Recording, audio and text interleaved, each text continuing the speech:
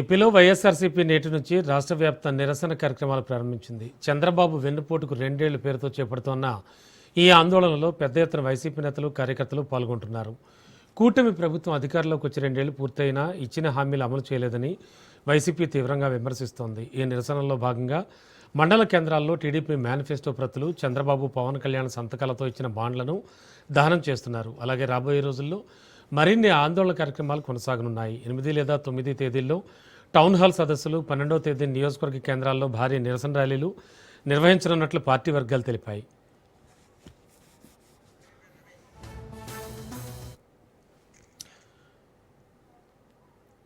ఇక ఇదే అంశానికి సంబంధించి మరింత అదనపు సమాచారం అందించడానికి మా కరెస్పాండెంట్ రమేష్ సిద్ధంగా ఉన్నారు.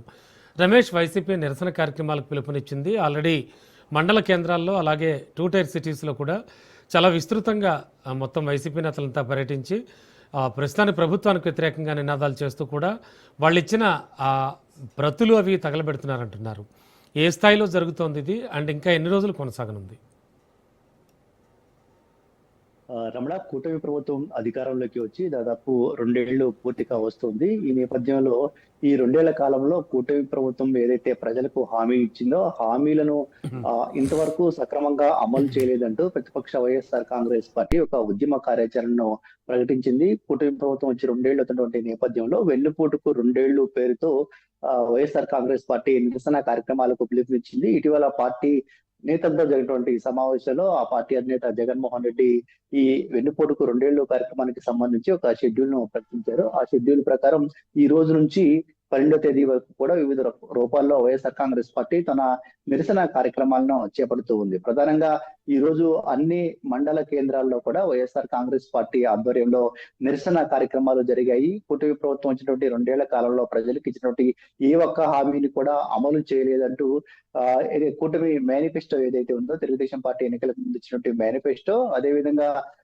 ఇప్పుడు సీఎం చంద్రబాబు, డిప్యూటీ సీఎం గా ఉన్నటువంటి పవన్ కళ్యాణ్ వీరిద్దరూ కూడా ఎన్నికలకు ముందు బాండ్లను కూడా పంచిపెట్టినటువంటి పరిస్థితి కూడా ఉంది. తాము అధికారంలోకి వస్తే ఫలానా విధంగా ఫలానా కుటుంబానికి మేలు చేస్తాము, ఫలానా రకాలుగా మేలు చేస్తామంటూ కూడా వారిద్దరూ సంతకాలు చేసినటువంటి బాండ్లను కూడా ఇంటింటికి పంపించినటువంటి పరిస్థితి కూడా ఉంది. ఇప్పుడు టీడీపీ మేనిఫెస్టోను ఈ బాండ్లు ఏవైతే ఉన్నాయో వీటిని దానం చేస్తూ వైఎస్ఆర్ కాంగ్రెస్ పార్టీ నేతలు తమ నిరసనను ఈ రోజు తెలియజేసినటువంటి పరిస్థితి కూడా ఉంది. ఈ రోజు జరిగినటువంటి నిరసన కార్యక్రమానికి పెద్ద ఎత్తున వైఎస్ఆర్ కాంగ్రెస్ పార్టీ నేతలు, శ్రేణులు కూడా పాల్గొన్నాయి. పార్టీకి సంబంధించిన ఎమ్మెల్యేలు, ఎమ్మెల్సీలు, ఎంపీలతో పాటు ఇతర కీలక నేతలందరూ కూడా ఈ నిరసన కార్యక్రమాల్లో పాల్గొన్నారు. నియోజకవర్గాల ఇన్ఛార్జీలు సైతం పెద్ద ఎత్తున నిరసన కార్యక్రమాల్లో పాల్గొని ఈ కార్యక్రమాన్ని విజయవంతం చేసినటువంటి పరిస్థితి కూడా ఉంది. ఇక ఈ నెల 8, 9 తేదీల్లో టౌన్ హాల్ మీటింగులు కూడా ఏర్పాటు చేయాలని వైసీపీ అధినేత ఇప్పటికే పిలుపునిచ్చారు. ఈ టౌన్ హాల్ మీటింగ్ లో మహిళలను, యువతను, రైతులను వీళ్ళందరినీ కూడా ఇన్వాల్వ్ చేయాలి. ఆయా వర్గాలకు ఏ విధంగా కూటమి ప్రభుత్వం నష్టం చేసిందనే అంశాలను వారికి వివరించాలంటే కూడా జగన్మోహన్ రెడ్డి ఒక కార్యాచరణ ఇచ్చినటువంటి పరిస్థితి కూడా ఉంది. అంతేకాకుండా జూన్ 12వ తేదీన రాష్ట్ర వ్యాప్తంగా కూడా వైఎస్ఆర్ కాంగ్రెస్ పార్టీ నేతల ఆధ్వర్యంలో ర్యాలీలు నిర్వహించాలని కూడా జగన్ ఆదేశించారు. ఇక ప్రధానంగా వైఎస్ఆర్ కాంగ్రెస్ పార్టీ గత 2 సంవత్సరాలుగా ఇటు కూటమి ప్రభుత్వ వైఫల్యాలకు సంబంధించి వివిధ రూపాల్లో పోరాటాలు చేస్తూ ఉంది. ఒకటి, ఈ మెడికల్ కళాశాలను ప్రైవేట్ పరం చేసే అంశానికి సంబంధించి గతంలోనే పెద్ద ఎత్తున ఉద్యమాలు చేసినటువంటి పరిస్థితి. వైసీపీ నేత జగన్మోహన్ రెడ్డి కూడా ఈ ఉద్యమంలో పాల్గొన్నటువంటి పరిస్థితి. ఆ తర్వాత రైతులకు సంబంధించి రైతులకు సరైనటువంటి గిట్టుబాటు ధర లేదు, మద్దతు ధర లేదు, అదేవిధంగా ఎరువులు లేనటువంటి పరిస్థితి ఉంది. అంతేకాకుండా తుఫాన్ల కారణంగా ఎవరైతే రైతులు నష్టపోయారో ఆ రైతుల్ని ఆదుకునే ప్రయత్నం కూడా ప్రభుత్వం చేయలేదు. వారికి ఇన్పుట్ సబ్సిడీ వంటి సౌకర్యాలు కూడా కల్పించలేదంటూ ఇప్పటికే వైఎస్ఆర్ కాంగ్రెస్ పార్టీ ఆరోపిస్తుంది. గతంలో జగన్మోహన్ రెడ్డి ఇటు మామిడి రైతుల కోసం, అదేవిధంగా మిర్చి రైతుల కోసం, పొగాకు రైతుల కోసం కూడా ఆయా ప్రాంతాలకు వెళ్లి పర్యటించి వారికి తాను అండగా ఉంటానటువంటి చెప్పినటువంటి పరిస్థితి కూడా ఉంది. వీటితో పాటు ఎన్నికలకు ముందు సూపర్ 6 పేరుతో తెలుగుదేశం కూటమి 6 ప్రధానమైనటువంటి హామీలకు సంబంధించి తాము అధికారంలోకి వస్తే హామీలను అమలు చేస్తామని చెప్పింది. అయితే కూటమి ప్రభుత్వం అధికారంలోకి వచ్చిన తర్వాత ఇప్పటికే సూపర్ 6 సూపర్ హిట్ అయిందంటూ కూడా పెద్ద ఎత్తున ప్రచారం చేస్తున్నటువంటి నేపథ్యంలో సూపర్ 6 హామీల్లో ప్రధానమైనటువంటి నిరుద్యోగ వృత్తి అంశాన్ని వైఎస్ఆర్ కాంగ్రెస్ పార్టీ లేవనెత్తుతూ ఉంది.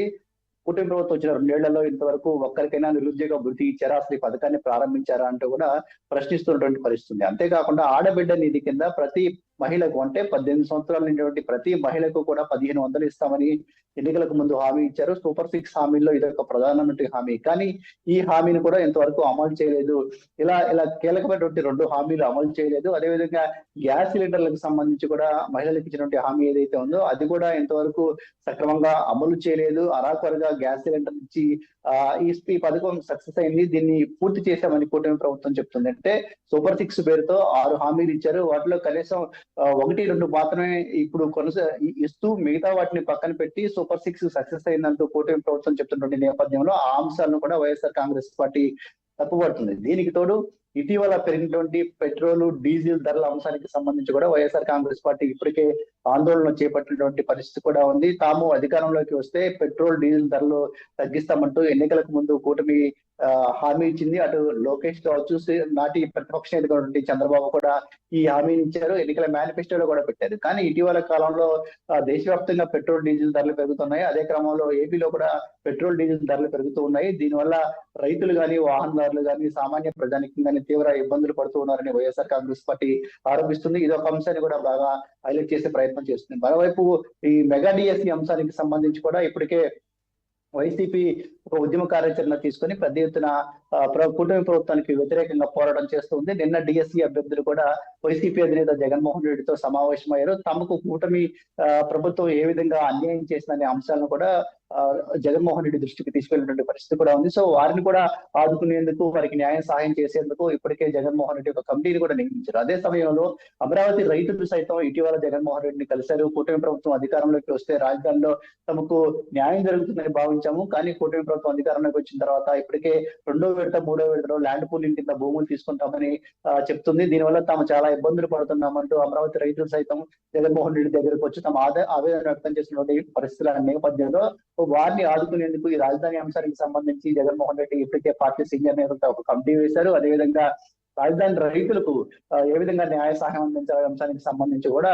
ఒక లీగల్ టీమ్ తో కమిటీని ఏర్పాటు చేసినటువంటి పరిస్థితి కూడా ఉంది. ఇట్లా ఓవరాల్ గా అనేక అంశాలకు సంబంధించి వైఎస్ఆర్ కాంగ్రెస్ పార్టీ ఈ 2 ఏళ్ల కాలంలో పోరాటం చేయడంతో పాటు తెలుగుదేశం పార్టీ ఏవైతే హామీలు ఇచ్చిందో ఆ హామీలను అమలు చేయడం లేదనే అంశాన్ని ప్రజల్లోకి విస్తృతంగా తీసుకువెళ్లేందుకు ఒక కార్యాచరణ కూడా చేపట్టింది. అందులో భాగంగానే ఈ రోజు రాష్ట్ర వ్యాప్తంగా అన్ని మండల కేంద్రాల్లో ర్యాలీలు నిర్వహించారు. 8-9 తేదీల కార్యక్రమాలు ఉంటాయి. 12వ తేదీన కూడా రాష్ట్ర వ్యాప్తంగా నిరసన కార్యక్రమాలు ఉంటాయి. అంటే ఈ 2 ఏళ్లకు సంబంధించిన వైఫల్యాలపైనే ఇప్పటి వరకు జరిగినటువంటి కార్యాచరణ ఉంది. రానున్నటువంటి రోజుల్లో మరింత విస్తృతంగా కూటమి ప్రభుత్వ వైఫల్యాలపైన పోరాటాలు చేయడానికి వైసీపీ అధినేత జగన్మోహన్ రెడ్డి సిద్ధమవుతున్నట్లు కూడా చెప్పుకోవచ్చు. ఎందుకంటే ఇంకా ప్రభుత్వం వచ్చి 2 ఏళ్ళు అయింది. ఇప్పటికే అనేక హామీలు విఫలమయ్యాయి. ఇంకా 3 ఏళ్ల సమయం ఉంది. 3 ఏళ్ల సమయంలో కూడా ప్రజలకు ఇచ్చినటువంటి హామీలు అమలు చేసే ఉద్దేశం ప్రభుత్వానికి లేదని జగన్ భావిస్తూ ఉన్నారు. ఈ నేపథ్యంలో రానున్నటువంటి రోజుల్లో సైతం ప్రభుత్వం పైన ఒత్తిడి తీసుకొచ్చేందుకు, ప్రభుత్వ వైఫల్యాలను విస్తృతంగా ప్రజల్లోకి తీసుకెళ్లేందుకు గాను ఆయన పోరాటాలు చేయాలని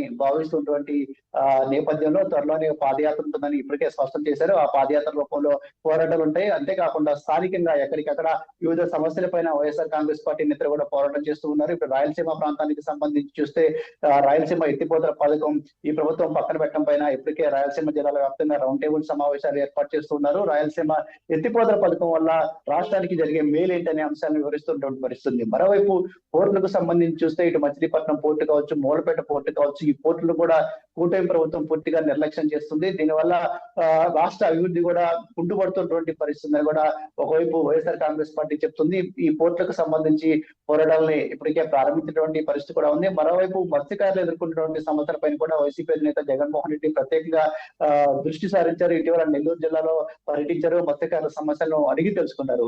మొత్తంగా ఇటు యువత, మహిళలు, రైతులు ఇలా అన్ని వర్గాలకు సంబంధించి ప్రజలు ఏ విధంగా కూటమి ప్రభుత్వంలో ఇబ్బంది పడుతూ ఉన్నారనే అంశాలను హైలైట్ చేసే దిశగా కార్యాచరణ తీసుకొని ఎక్కడికక్కడ ఎప్పటికప్పుడు ప్రభుత్వం పైన ఒత్తిడి తీసుకొచ్చే ప్రయత్నాన్ని అయితే వైఎస్ఆర్ కాంగ్రెస్ పార్టీ కొనసాగిస్తూ ఉంది. ఈ 2 ఏళ్ల పాటు కూటమి ప్రభుత్వ వైఫల్యాలు ఒకవైపు ఉంటే రానున్నటువంటి రోజులకు సంబంధించి కూడా ఇంకా మరిన్ని పోరాటాలు చేయాలని కూడా వైఎస్ఆర్ కాంగ్రెస్ పార్టీ నేత జగన్ భావిస్తూ ఉన్నారు. పార్టీ శ్రేణులను, నేతలను ఆ దిశగా ఇప్పటికే సన్నద్ధం చేస్తూ ఉన్నారు. ఓవరాల్ గా ఈ కార్యక్రమాలన్నిటి ద్వారా వచ్చే ఎన్నికల్లో వైఎస్ఆర్ కాంగ్రెస్ పార్టీ మళ్ళీ తిరిగి అధికారంలోకి రావాలి, ఇప్పుడున్నటువంటి కూటమి ప్రభుత్వాన్ని అధికారం నుంచి గద్దె దింపే దిశగానే ఈ కార్యాచరణ, ఈ పోరాటాలు అన్ని ఉన్నటువంటి పరిస్థితి కూడా ఉంది. మరోవైపు సంబంధించినటువంటి పార్టీ కార్యక్రమాలకు సంబంధించి పార్టీ నేతలు కార్యకర్తలు కూడా పెద్ద ఎత్తున ఆ కార్యక్రమాల్లో పాల్గొని వాటిని సక్సెస్ చేస్తూ ఉన్నారు. ప్రజలకు విస్తృతంగా వెళ్తూ ఉన్నారు. ప్రభుత్వ వైఫల్యాన్ని తీసుకెళ్లేందుకు తమ వంతు ప్రయత్నాలు అయితే చేస్తూ ఉన్నారు.